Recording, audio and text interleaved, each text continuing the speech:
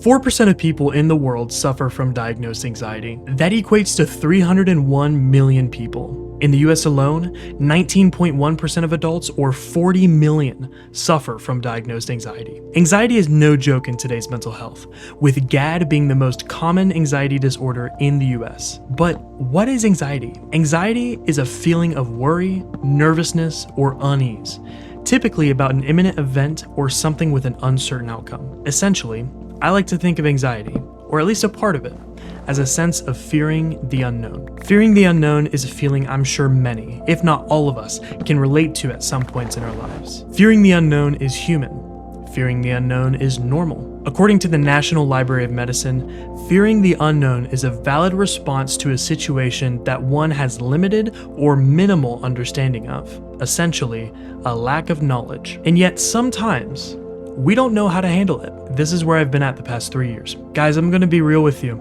I have feared the unknown consistently since junior year of high school, 3 years ago. That unknown fear is college, and what it would provide for me afterward. I am afraid of the idea of college, and to put it simply, it's because I don't need it. I want to be a freelance videographer if YouTube doesn't pan out how I want it to. And with 4 years of good experience on my resume, everyone in the industry is telling me to not go to college. Except for my parents. My parents want me to further my education. Previously, they wanted me to have a bachelor's, but it was dwindled down to just furthering it, which is much easier to manage. I also have 2 years of the GI Bill, which essentially pays for 2 years of college, everything included. That would be roughly 70 grand if I went to a 4-year institution. Instead, I've decided to get an associate's at a local community college, so I can stay home and continue to pursue my work and passions. But the past 3 years of being unsure about my path through college has really showed me something. It's shown me that my life is my life.